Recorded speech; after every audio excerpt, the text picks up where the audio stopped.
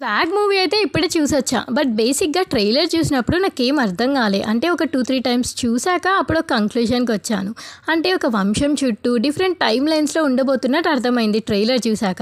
But movie చూసిన తర్వాత స్వాగనిక వంశానికి చెందిన రాజు యొక్క సంపద చుట్టూ అయితే స్టోరీ ఉంటుంది. అండ్ మూవీలో పాజిటివ్స్ ఇంకా నెగిటివ్స్ గురించి మాట్లాడుకుందాం. ఫస్ట్ శ్రీ విష్ణు వేసిన గెటప్స్ అయితే చాలా బాగుంటాయి మూవీలో. అండ్ ఆయన సెలెక్ట్ చేసుకునే స్క్రిప్ట్స్ కూడా కొంచెం డిఫరెంట్గా ఉంటాయి కదా. అంటే లైక్ మనం ప్రీవియస్ మూవీస్ చూసుకుంటే ఓం భీమ్ బుష్ కానీ సామజవర్గమన కానీ ఇలా చాలా డిఫరెంట్గా ఉంటాయి. మీరు ఏదైనా కొత్తగా వెరైటీగా చూడాలంటే ఈ సినిమా చూడొచ్చు. అండ్ మన వివేక్ సాగర్ మ్యూజిక్ కూడా చాలా ఇంటెన్స్గా సిచ్యువేషన్కి తగ్గట్టు ఉంటుంది. ఫన్ క్రియేట్ అయినప్పుడు వెనకాల ఫన్ మ్యూజిక్ రావడం ఇలా బాగుంటుంది.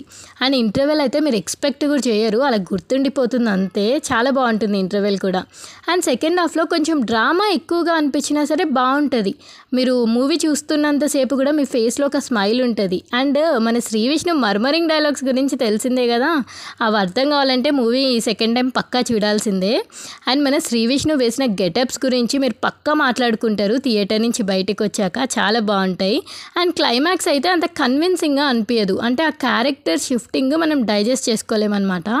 So one time watchable movie అయితే బాగుంటుంది. And production values, production design అంతా డీసెంట్గా ఉంటుంది. అంటే ఎక్స్ట్రాడినరీగా కాకుండా బాగుంటాయి. సో మూవీ ఎంతమంది చూసారు, మీకు ఎలా అనిపించింది రండి కామెంట్ బాక్స్లో మాట్లాడేసుకుందాం.